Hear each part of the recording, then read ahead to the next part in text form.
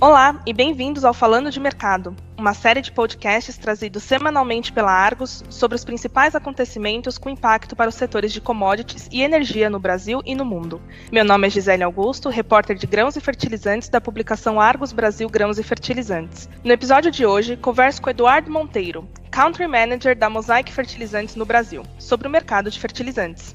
Olá, Monteiro, bem-vindo!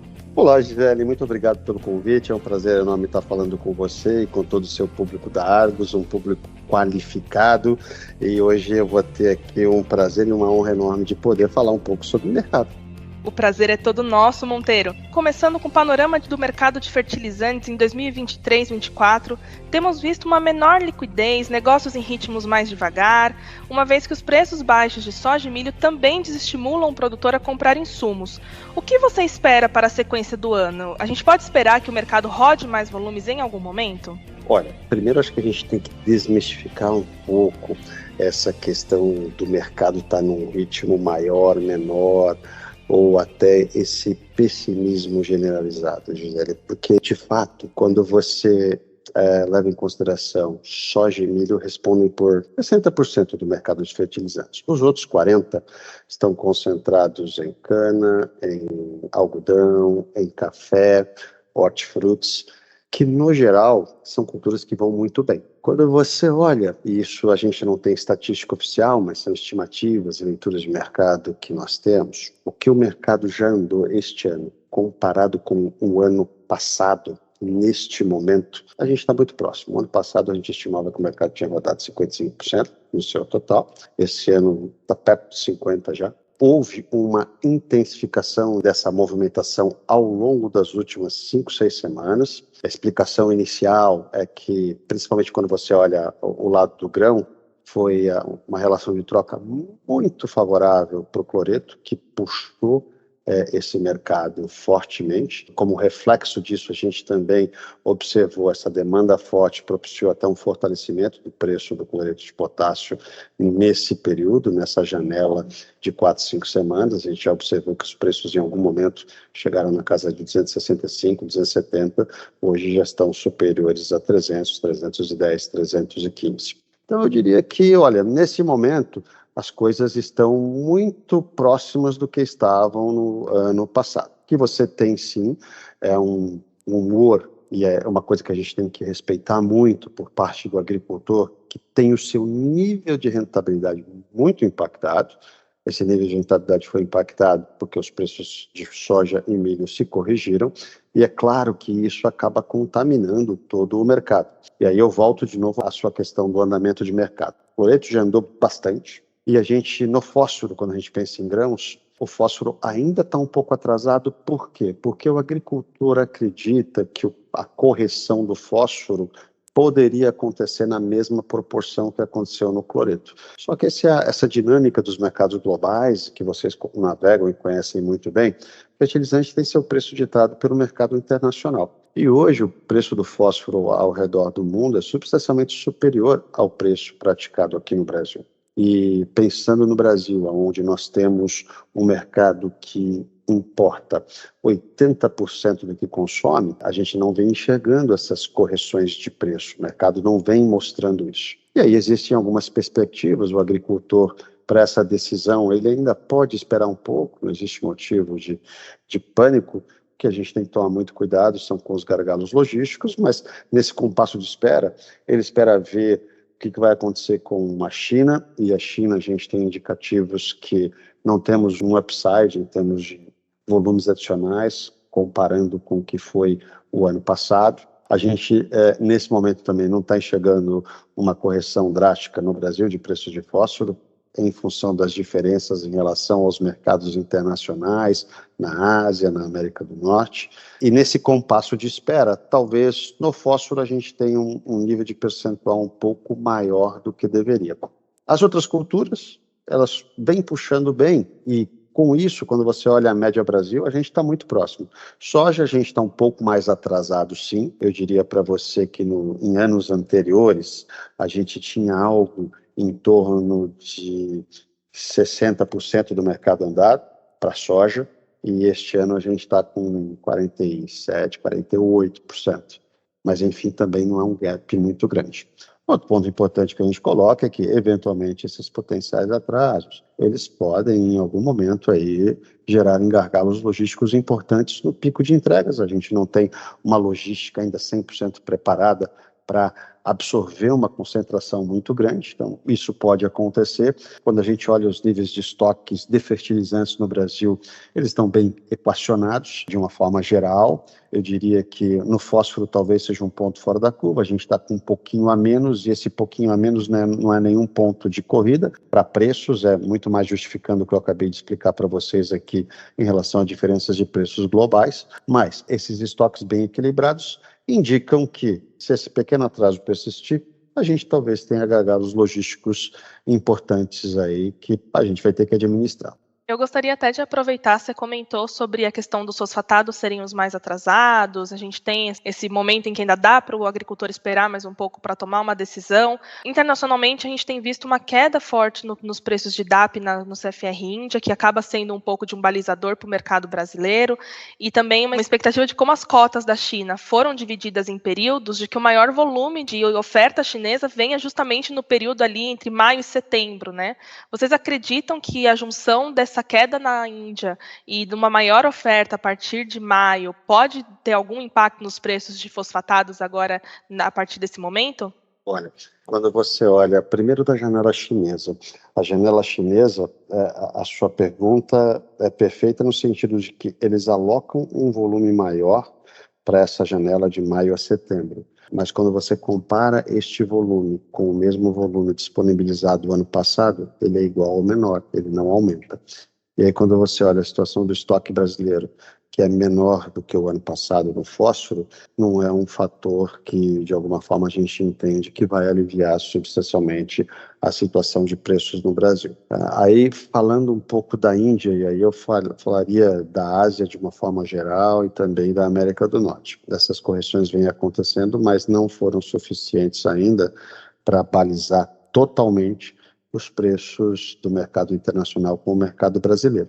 E enquanto você tiver geografias ao redor do mundo, não apenas a Índia, mas outras localidades, que paguem valores superiores às referências que a gente observa aqui no Brasil, eu acho difícil a gente ter alguma correção de preço aqui no Brasil. Mas eu também costumo falar que eu não tenho bola de cristal, isso é uma mera previsão da nossa parte que necessariamente não implica na realidade. Maravilha, Monteiro. Até aproveitando também o que você tinha comentado sobre a rodagem dos fertilizantes no Brasil, hoje o foco do agricultor é tentar entender quanto rodou, e dos compradores também, quanto rodou de fertilizantes para a soja, porque é a maior safra, é a safra que está todo mundo agora muito preocupado, e aí os números acabam sendo diversos dependendo do estado. Então a gente ouve ali Nordeste, Norte, o pessoal fala de uma rodagem de 50% para a soja, para a região de Mato Grosso 60%, se você vai para a BR-163, chegando a 70%. Como que vocês veem a rodagem aí, falando especificamente de soja, que é a próxima safra que está no radar de todo mundo, por estado, mais ou menos? Legal, Gisele, essa pergunta é muito boa, e aí, de novo, eu faço um statement aqui. Aqui são projeções. É claro que a nossa abrangência nacional, a nossa capilaridade, nos dá a possibilidade de ter essa leitura mais aprofundada, mas entre ter a leitura e ser um compromisso fiel aos números reais, existe uma certa diferença, porque existem previsões aqui. O que eu diria para você, o estado mais avançado, os mais avançados, Mato Grosso, sempre na frente, porque lá o agricultor tem essa visão consolidada e incorporada de gestão de risco. Então, o Mato Grosso esse ano já rodou 72%, versus 77% do ano passado. Já que você falou do Nordeste ali, um mapito, a gente tem a leitura que este ano ele está um pouco atrasado em relação ao ano anterior, um pouco não, bastante atrasado, rodou só 34% versus 69%, e ele está puxando esse gap da média. E um outro estado que está bem atrasado aqui é Minas Gerais. Minas Gerais rodou neste momento aqui 25%, mas no ano passado ele também tinha rodado 25%, 25%, 30%. Então, o Minas Gerais, no absoluto, puxa para baixo, mas é uma característica do produtor mineiro postergar essa visão de gestão de risco e relação de troca, ali em Minas Gerais não está tão incorporado como nos outros estados. Mas, em linhas gerais, Mato Grosso, pela sua relevância, pela sua representatividade, é que puxa a média Brasil para cima, e o Mato Grosso, comparado o ano passado com esse ano, está muito em linha. O Mato Piba vem um pouco abaixo, Minas vem um pouco abaixo, Paraná está em linha com o que estava o ano passado, e Rio Grande do Sul também um pouco abaixo, mas bem pouco abaixo. Eu diria para você que os grandes pontos, de um lado o Mato Grosso, e do outro o Mato Piba e Minas Gerais puxando para baixo. Por incrível que pareça, Goiás também é um estado que a gente acompanha bastante. Goiás está muito próximo, está com 45 versus 48 do ano passado. Perfeito. Agora mudando um pouquinho a linha, entrando mais ali nos biológicos, vocês enxergam um maior potencial de demanda aqui, uma maior aceitação por esse tipo de produto? Nós estamos presentes com a plataforma Mosaic Bioscience nos 4 países que nós operamos. Estados Unidos, primeiro, porque a gente lançou em agosto do ano passado, e a gente vem trabalhando já em uma escala menor, porque o tamanho das operações são menores, mas com China e Índia. Então, dentro desse contexto aqui, nós somos o quarto, mas essa ordem não está relacionada à relevância dos mercados, muito mais relacionada a uma leitura do mercado brasileiro, a complexidade, é um mercado extremamente regulado, que exige um preparo muito grande. A Mosaic, nesse contexto, é muito cautelosa. Antes de fazer um investimento em um movimento como esse, é importante que a gente entenda esse mercado, entenda o marco regulatório, e foi por isso que a gente demandou um pouco mais de tempo para entrar aqui. Esse é um mercado que cresce a taxas bastante generosas. A gente observou nesse último ano a expectativa que o mercado cresça na casa de 30% ao ano. E a gente acha que em até 5 anos, o mercado global, e a gente não tem muitas estatísticas de biológicos, como a gente tem de fertilizantes, mas a gente espera que esse mercado atinja a casa da cifra de 29 a 30 bilhões de dólares no mundo. E aí, dentro desse contexto, a gente desenhou uma estratégia onde o principal ponto é conectar isso ao que a gente tem. E a Mosaic, tradicionalmente, é uma organização que, em termos de nutrição de safras, fertilizantes, vem na vanguarda. A gente vem com produtos aí que são referências nacionais, campeões nacionais, né? O Micro Essential disparado, a melhor ponte de enxofre e fósforo que nós temos, com uma tecnologia embarcada que ninguém tem copiado de forma tão eficiente, que pode trazer ganhos de produtividade, e esses ganhos de produtividade têm a ver com sustentabilidade, que é produzir mais com menos. A gente tem Aspire, que é o cloreto com boro embutido, que também tem sua tecnologia embarcada, e os biológicos vêm para complementar nosso portfólio, abrir novos horizontes, e a gente acredita no desenvolvimento constante da agricultura per si. E esses são pontos importantes que a gente vai trabalhar na complementariedade dos nossos produtos, fazendo a junção do fertilizante com o bionutriente. E a gente lançou 4 produtos específicos, um relacionado a controle de estresse hídrico e outros 3 relacionados à otimização da absorção de nutrientes, nitrogênio e fósforo especificamente, que aumentam a eficiência da absorção por parte da planta, impacta em taxa de crescimento, impacta em produtividade. A questão específica do estresse hídrico está relacionada a aprofundamento de raiz, que também, em linhas gerais, tem o aspecto produtividade. E no final do dia, esses 4 produtos eles foram desenvolvidos em parceria com já players locais aqui no Brasil, e a gente, com esse nosso network global, espera poder capitalizar, otimizar e trazer também tecnologias de fora para cá. Vocês têm alguma expectativa em quanto vocês pretendem fazer esse ano no Brasil, especificamente? E qual é o tamanho desse mercado? Esse é um mercado que a gente mede em litros, então a gente tem expectativa de vender esse ano 173 mil litros inicialmente, mas podemos ser surpreendidos pela demanda, pela receptividade, pela aceitação, e se formos surpreendidos, nós temos capacidade de subir esse volume, mas o mais importante é o que a gente espera crescer olhando daqui para frente. Essa base de 173 mil litros, que corresponde a 5 milhões de reais em faturamento, a gente espera que isso cresça em intervalo de 4 a 5 anos em uma taxa superior a 100 vezes, em função de todo o pipeline de produtos que a gente espera trazer. E para quais culturas normalmente vão esses produtos? o carro-chefe para soja e milho, mas a gente tem no pipeline hoje produtos que serão vertidos para culturas como algodão, como cana, como café. Mas hoje essas 4 linhas de produtos que nós desenvolvemos estão atreladas substancialmente à soja e milho. Maravilha. E como a Mosaic enxerga a chamada região do Arco Norte, em termos de alternativas, de oportunidade de crescimento de mercado, desafios da região?